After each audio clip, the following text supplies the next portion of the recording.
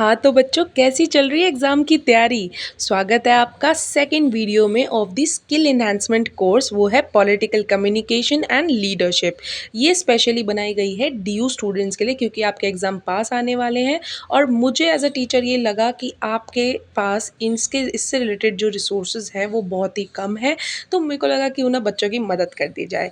तो बेटा ये आपका यूनिट 1 का सेकेंड टॉपिक है इवोल्यूशन ऑफ पॉलिटिकल कम्युनिकेशन। अगर आपको ये टॉपिक क्लियर है फिर भी आप ये वीडियो देखते रहें ताकि आपको समझ में आए आपको आंसर राइटिंग कैसे करनी है, पेपर अटेम्प्ट कैसे करना है। और अगर आपका कॉन्सेप्ट्स क्लियर नहीं है तो आपके लिए बेस्ट वीडियो रहेगा। तो फटाफट हम स्टार्ट करते हैं इंट्रोडक्शन से।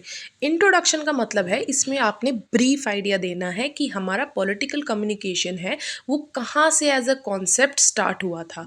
ठीक है, जैसे कि पहली लाइन में क्या लिखा है, the history of political communication spans thousands of years evolving alongside technological advancement, societal changes and shifting power dynamics. इसका क्या मतलब है कि आपका जो पॉलिटिकल कम्युनिकेशन है वो हजारों साल पहले से ही एज अ कॉन्सेप्ट हमारे सोसाइटी में एग्जिस्ट करता रहा है और टेक्नोलॉजीज के साथ साथ उसमें बदलाव आते रहे हैं।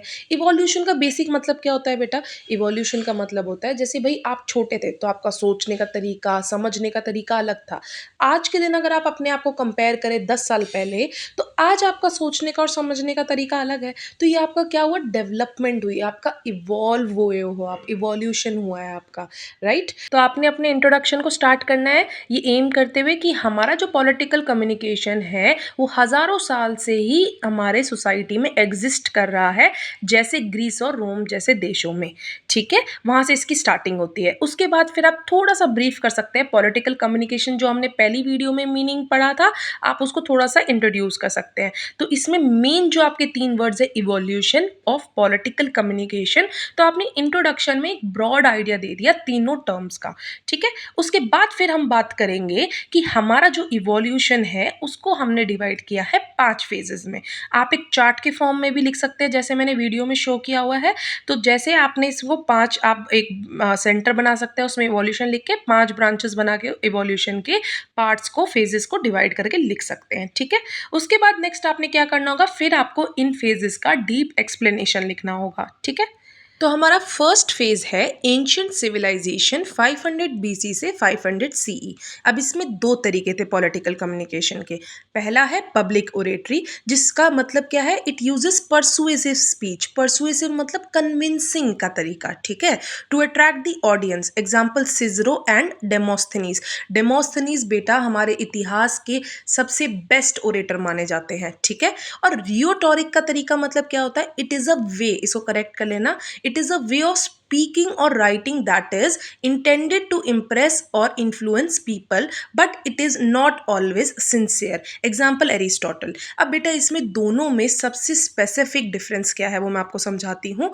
ओरेटरी और रियोटोरिक एक जनरल तरीके में कन्विंस करने की कोशिश कर रहे हैं, क्योंकि आपके जो पॉलिटिकल लीडर्स होते हैं वो क्या, उनका मेन एम क्या होता है, अपनी जनता को कन्विंस करना अपनी तरफ, राइट? लेकिन ओरेटरी का मतलब होता है बेटा, it is a way of public speaking, convince करना पब्लिक स्पीकिंग के थ्रू। ठीक है, जो आप कुछ लोग अपने सामने खड़ा करके आप उस जनता को समझाने की कोशिश करते हैं बोलने के तरीके से। ठीक है, लेकिन रियोटोरिक का मतलब क्या होता है बेटा, एक ब्रॉडर टर्म है। इसका मतलब होता है आप लोगों को कन्विंस करने की कोशिश करते हैं ईदर बाय पब्लिक स्पीकिंग, या आप लिख कर सकते हैं, या आप कर सकते हैं बाय यूजिंग विजुअल कम्युनिकेशन। आगे बात समझ में? ठीक है, तो आप ये एग्जांपल्स भी ऐड कर सकते हैं, थोड़ा और अच्छा इंप्रेसिव आंसर फॉर्म होगा। अब आता है हमारा सेकंड फेज, वो है मेडिवल पीरियड। अब मेडिवल पीरियड जो था ना बेटा, जो हमारा 500 टू 1500 सीई था, उस दौरान मोस्टली हमारे एम्पायर्स इमर्ज हो रहे थे और बहुत ही स्ट्रांगली वो बिलीव करते थे कि हमें बिल्कुल भी फ्लेक्सिबल नहीं होना है, ये हमारी स्पेसिफाइड टेरिटरी है और यही हमारे राजा है, इनकी ही हमें बात माननी है, इनकी बातों को उल्लंघना हम तो कर ही नहीं सकते हैं। ठीक है, तो अब इसमें 2 तरीके यूज होने लग गए थे, प्रोपेगेंडा और सिंबोलिज्म। प्रोपेगेंडा मतलब क्या होता है, आप कैसे रिलेट कर सकते हैं कि मेडिवल पीरियड मतलब कि एम्पायर्स स्ट्रांग हो रहे हैं, राजा स्ट्रांग हो रहा है। तो प्रोपेगेंडा मतलब क्या होता है कि आप अपना लिटरेचर है, अपना आसपास जो आर्किटेक्चर है, ऐसा बिल्ड करते थे जिससे लोगों को लगे कि यही हमारे जो राजा है, यही हमारे भगवान है, यही हमारे कर्ता धर्ता है। ठीक है, जैसे एग्जाम्पल में आप क्या मेंशन कर सकते हैं, जैसे रोमन सिविल वॉर्स और द स्प्रेड ऑफ क्रिश्चियनिटी। ठीक है। और सेकंड पॉइंट है आपका सिंबोलिज्म। क्यों, आप कैसे याद रख सकते हैं? क्योंकि राजा वगैरह उस टाइम इमर्ज हो रहे थे, एम्पायर्स इमर्ज हो रहे थे, तो एक तो वो प्लानिंग प्लॉटिंग के तरीके से, क्योंकि उनका पूरा एम्पायर उनका ही होल्ड होता है, तो वहाँ का आर्किटेक्चर और लिटरेचर पर पूरा होल्ड रहता है। और सिंबोलिज्म मतलब जैसे हमारे जो मिलिट्री होती थी उनकी, तो उनकी जो यूनिफॉर्म होती थी उस पर उसको देखते हुए आप ये समझ सकते थे कि ये जो मिलिट्री है ये किस एम्पायर को बिलोंग करती है। तो ये भी एक तरीका था पॉलिटिकल कम्युनिकेशन का, क्योंकि इसमें लोगों को मनाने की उनको ज़रूरत ही नहीं थी, क्योंकि उनका पूरे एम्पायर पर राजा का कंट्रोल रहता था। तो बस उनके बिहेवियर को, माइंडसेट को चेंज करने के लिए उन्होंने क्या कोशिश करी, अपने पूरे एम्पायर को ऐसे बिल्ड करने की कोशिश करी कि लोग जो है वो उसके आगे सोच ही ना पाए। ठीक है, उनको ये लगे कि जो हमारा राजा है वही हमारा सब कुछ है। ठीक है, इजी। नाउ अब हम चलते हैं नेक्स्ट पॉइंट पे, that is early modern period, जो कि होता है 1500 टू 1800 सीई, जिसमें दो पॉइंट्स हमारे आते हैं, प्रिंट मीडिया एंड पैम्पलेटिंग। अब थोड़ा सा टाइम चेंज हुआ। ठीक है, प्रिंट मीडिया का इंट्रोडक्शन हुआ। तो प्रिंट मीडिया की वजह से क्या हुआ, the printing press enabled mass production of return materials facilitating the spread of ideas. कि अब धीरे धीरे लोग जो है राजा के खिलाफ सोचने लग गए। लोगों को लगा कि नहीं, ये हमारी लाइफ नहीं हो सकती, ये हमारा डेवलपमेंट हो ही नहीं रहा है, ये तो हम एज अ स्लेव बन के रह गए हैं। तो प्रिंटिंग प्रेस से क्या हुआ बेटा, जो धीरे धीरे जो हमारी आसपास जो सोसाइटी एम्पायर्स में जो आइडियाज़ इवॉल्व हो रहे थे, लोगों का जो गुस्सा इवॉल्व हो रहा था, लोगों का डेवलप हो रहा था राजा के प्रति, वो धीरे धीरे प्रिंटिंग प्रेस के थ्रू स्प्रेड होने लग गया। ठीक है, और पैम्पलेट्स के थ्रू इजीली स्प्रेड होने लग गया। ठीक है, अब बात करेंगे हम अपने फोर्थ फेज की, that is mass media era. ठीक है, तो मास मीडिया, क्योंकि अब प्रिंटिंग प्रेस हमारी इंट्रोड्यूस हो चुकी थी, तो समय के साथ साथ 1800 से लेके 2000 सीई के दौरान हमारा इंट्रोडक्शन हुआ न्यूज़पेपर, रेडियो, टेलीविजन और एडवर्टाइजिंग। कहीं ना कहीं अब आप इससे रिलेट कर पाएंगे, क्योंकि अब ये हमारा जो प्रेजेंट टाइम है उसके कहीं ना कहीं आसपास इवॉल्व हो रहा था। तो न्यूज़पेपर्स क्या होता है, न्यूज़पेपर्स हेल्प करते हैं आपको वाइडर ऑडियंस को रीच करने के लिए। ठीक है, कहीं ना कहीं आपको आपका जो आइडिया था उसको फॉर्मेशन में हेल्प करते थे। एग्जाम्पल में आप लिख सकते हैं, टाइम्स ऑफ इंडिया हमारा पहले एग्जिस्ट करता था, अमृता बाजार पत्रिका एग्जिस्ट करती थी, एंड द स्टेट्समैन।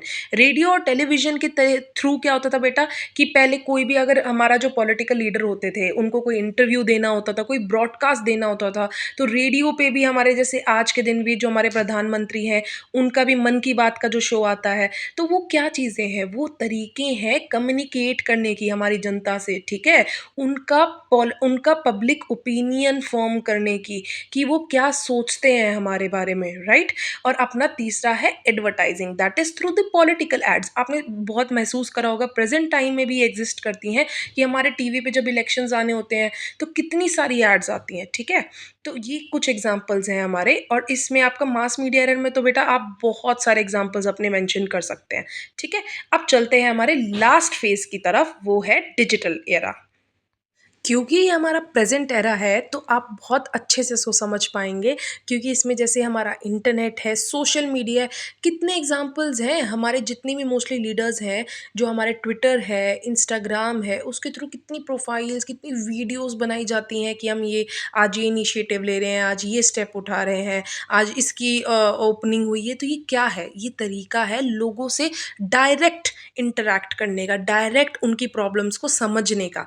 ठीक है, डाटा जो आज के दिन का प्रेजेंट एसेट माना जाता है लोगों का, तो डाटा के थ्रू ग्लोबल कनेक्टिविटी बेटा, सोशल मीडिया के थ्रू, ठीक है, कैंपेन्स किए जाते हैं। ठीक है, तो इससे हमें प्रेजेंट सिचुएशन समझ में आती है कि लोग क्या चाह रहे हैं, क्या डिमांड कर रहे हैं। और ये तो मैंने आपको थोड़े से ब्रीफ पॉइंट्स दिए हैं जो जो आप इसमें मेंशन कर सकते हो। आप इसमें बहुत सारे एग्जांपल्स दे सकते हो अपने अंडरस्टैंडिंग के हिसाब से, क्योंकि आपके पास इतना मटेरियल मिलेगा ना बेटा प्रेजेंट टाइम का, कि भाई प्रेजेंट टाइम में हमारा जो पॉलिटिकल कम्युनिकेशन है through internet, social media, data और ग्लोबल कनेक्टिविटी में भी हेल्प करता है। कि आज के टाइम अगर हम ये सोचें कि भाई हमारी कंट्री, और हमें तो सिर्फ एज अ पॉलिटिकल लीडर अपनी कंट्री पे ही एम करना है, तो इससे काम नहीं चलेगा।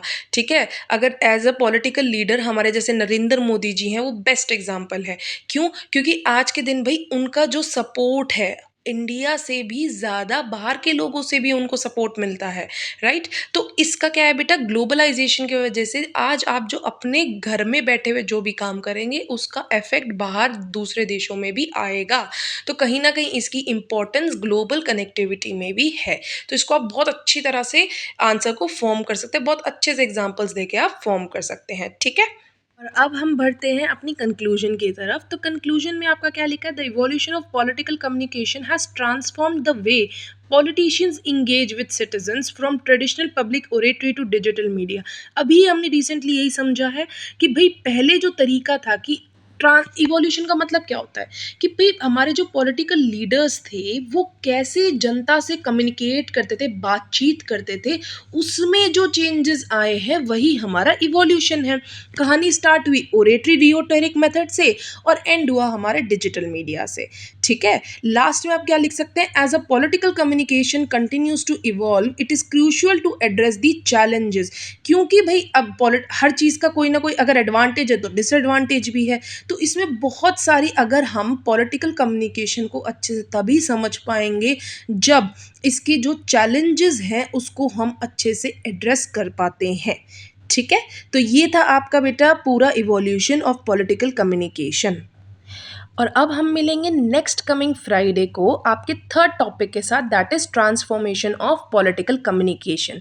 तो सपोर्ट करते रहिए, पढ़ते रहिए और अपने माता पिता को परेशान मत करिए, ठीक है? तो भाई इंजॉय करते रहिए, और कुछ भी अगर आपको प्रॉब्लम फेस करते हैं तो आप ज़रूर कमेंट करें और हमसे कॉन्टैक्ट कर सकते हैं। Thank you very much, bye bye.